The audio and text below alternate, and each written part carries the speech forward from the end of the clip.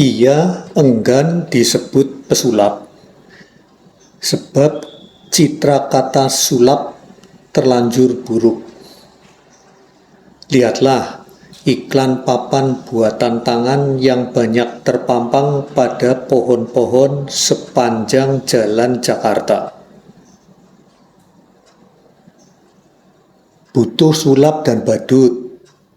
Hubungi telepon X. Sementara itu, tak satu pun iklan sekelas pohon kayu untuk mencari penyanyi, penari, pemain sinetron, pelawak, apalagi peraga busana. Padahal sulap, nyanyian, tarian, atau lawakan sama-sama seni pertunjukan. Akan tetapi, sejak usia 8 tahun, putra bungsu dari 3 anak pasangan Omar Sunjoyo dan Heniwati dari Bilangan Petojo, Jakarta Barat, itu kadung jatuh cinta pada sulap. Pada mulanya adalah tayangan Mark Wilson di TVRI. Sulap yang sangat sederhana. Tali dipotong menjadi 2 bagian, tiba-tiba tersambung kembali. Dedi kecil terperangah. Bagaimana itu bisa terjadi? Mark Wilson tidak memberitahu bagaimana keajaiban itu terjadi, sementara Dedi berhasrat ingin melakukannya. Namun, hasrat Dedi langsung terpenuhi ketika sang ibu memeragakan adegan tadi beberapa menit kemudian dan mengajari dia melakukannya.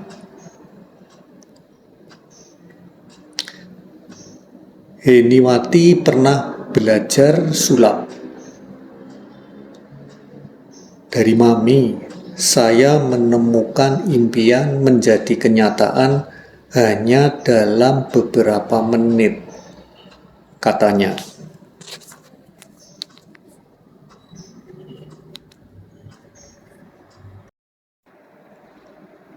Sejak itu, ia sering mengikuti panggung Mr. Robin, Jack, dan Linda.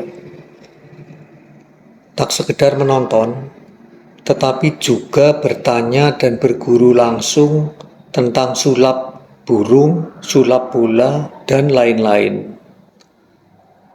Toko-toko buku di Jakarta yang memajang buku-buku sulap Amerika berbahasa Inggris sering ia datangi. Dari situ ia belajar bahasa Inggris hingga lumayan mahir berbicara ketika masih di kelas 2 SMP. Dengan sulap, Dedi yang tadinya rendah diri dan sulit bergaul akhirnya bisa diterima kawan-kawannya di sekolah. Barang baru ini kemudian menyita banyak waktunya hingga pada tahun 1985 ia mulai naik panggung di dunia fantasi Ancol. Saya yang memang gak punya kelebihan apa-apa sebagai anak kecil jadi merasa luar biasa, katanya. Dulu teman-teman gak suka sama saya, dan sulap membuat saya being accepted.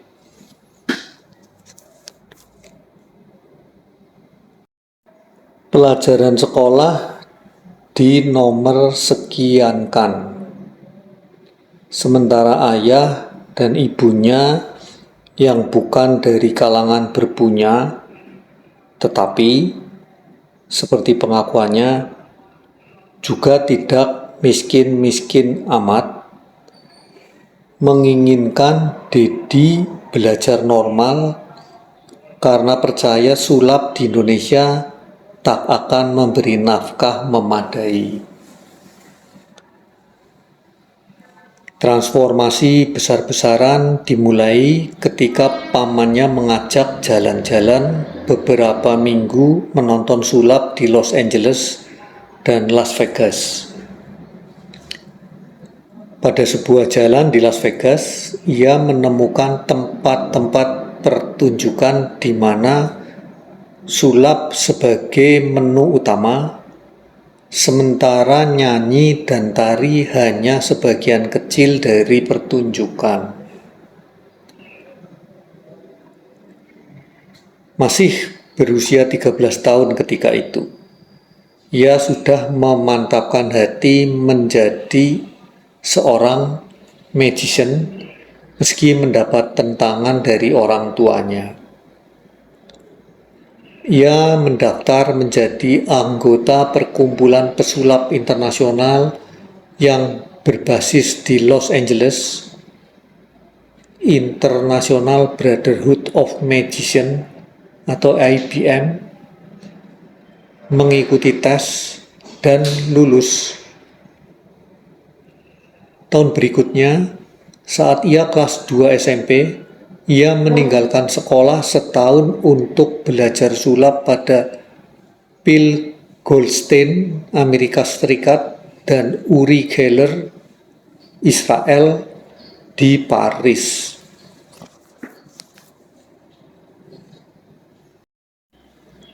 Ia mengaku semangatnya sebagai pesulap sempat drop setelah manggung dalam pertunjukan tahun baru di sebuah hotel di Jakarta.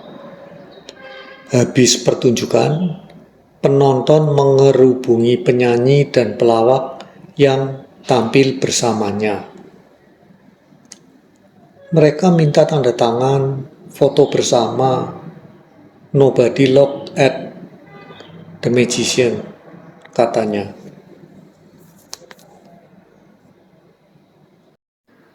Sekarang ceritanya lain. Dengan sorot mata tajam dan jari-jari tangan dalam gerakan silat, ia hadir di setiap rumah melalui tontonan televisi, memerintahkan penonton dengan penuh otoritas mengikuti instruksinya. Genggam jam tangan Anda dengan tangan kiri. Hadapkan telapak tangan kanan ke arah monitor. Pandang mata saya dan jam Anda akan berhenti. 9.20, saya tidak pernah sentuh jam Anda, betul? Anda kepal dari tadi, saya tidak ada rekayasa dengan Anda, saya tidak kenal Anda, betul? Oke, sekarang buka jamnya, kasih lihat kamera, jam berapa sekarang? Jam 10 kurang 15. Dan hadirin sekalian, itu membuktikan bahwa kekuatan pikiran manusia sebenarnya bisa melakukan hal-hal yang luar biasa kalau kita mempelajari bagaimana caranya. Dan Anda yang ada di rumah, saya yakin jam-jam rusak Anda yang ada di rumah sekarang juga sudah mulai bekerja. Lepas tangan Anda, buka, lalu perhatikan, dengarkan di kuping Anda, karena jam Anda sekarang sudah berjalan kembali. Dari studio terdengar dua penonton menelepon. Benar, jam tangan saya betul-betul berhenti.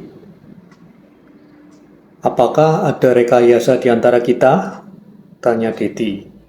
Sama sekali tidak, jawab penonton dari rumahnya. Sulap mental yang dikemas dengan psikokinetik, raut wajah dan potongan rambut maupun alisnya seperti penyihir, ditambah dengan tutur kata yang cerdas dan imperatif, berhasil mengangkat pria kelahiran Jakarta 28 Desember 1974 itu menjadi laki-laki penghibur, entertainer, berkelas selebritis dalam aroma mistis. Ia dikenal luas, menjadi figur publik setelah 6 bulan tampil dalam program Impresario RCTI. Audiensnya meluas dari kalangan anak-anak sampai dewasa intelektual. Saya merasa berhasil membuat sulap di Indonesia menjadi hiburan untuk banyak kalangan di luar anak-anak, katanya.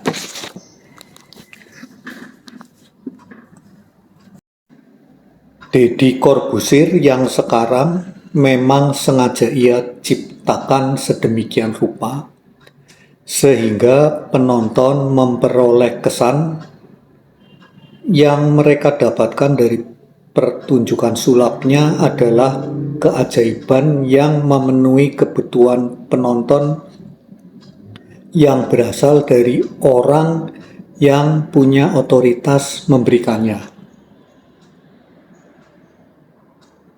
Untuk menciptakan sosok itu, ia memerlukan 4 elemen dasar: filosofi sulapnya, genre sulapnya, kemasan pertunjukannya, dan sosok penampilan fisik pesulapnya. Sulap, demikian Deddy Corbuzier, pada mulanya adalah keajaiban. Tetapi keajaiban yang bagaimana? Buka telapak tangan, tiba-tiba keluar api. Penonton takjub, dan mereka pulang tanpa kesan kecuali berkata, "Wah, sulapnya lumayan." Meski banyak pesulap yang puas dengan pertunjukan semacam ini, Deddy menginginkan sulap dengan pendekatan lain. Ada keajaiban, takjub, tetapi sekaligus ada pengharapan bahwa apa yang sedang dimainkan itu kemungkinan ada dan bisa terjadi. Jam tangan milik seseorang, bukan milik pesulap, dihentikan dari jarak jauh, atau logam dibengkokkan dengan kekuatan pikiran. Selain menimbulkan rasa takjub, dirasakan langsung oleh yang mengalaminya. Jadi, ada pengharapan pada yang bersangkutan bahwa hal itu bisa saja terjadi.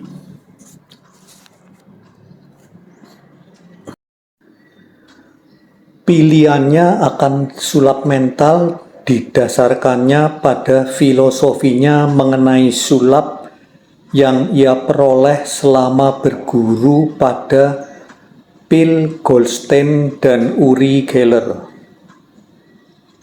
Oleh Goldstein dan Geller, ia dibawa menuju masa sebelum ia lahir. Kemudian diperlihatkan kepadanya mana yang ajaib pada masa sebelum lahir, tetapi menjadi teknologi di masa kini. Proses perubahan dari keajaiban ke teknologi pertama-tama membuat kita bahagia karena keajaiban terpecahkan, tetapi sekaligus kita kehilangan harapan pada adanya keajaiban, katanya. Mengadakan api, menurut Deddy, kini teknologi dan pengharapan pada keajaiban api menjadi hilang. Dengan sulap mental, kita bisa menciptakan keajaiban-keajaiban baru, dan sulap yang berpengharapan menemukan aktualitasnya dalam sulap mental yang terdiri dari pembacaan pikiran, psikokinetik, membelokkan pikiran, dan mengendalikan pikiran itu, katanya.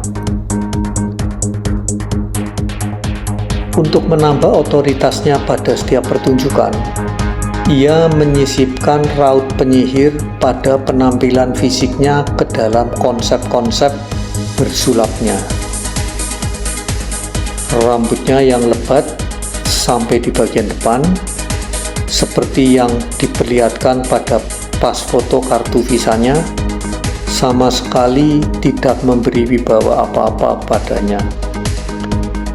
Itu sebabnya ia merancang potongan rambut ala Kaisar Ming, Flash Gordon, tokoh kartun yang gemar memerintah orang supaya melakukan apa saja yang ia kehendaki.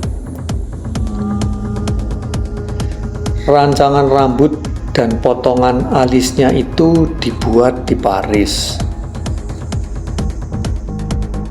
Dengan potongan ini, saya diyakinkan dapat memerintahkan penonton mengikuti instruksi saya sebelum mempengaruhi pikiran mereka, katanya. Lalu, bagaimana cara Anda mempengaruhi pikiran?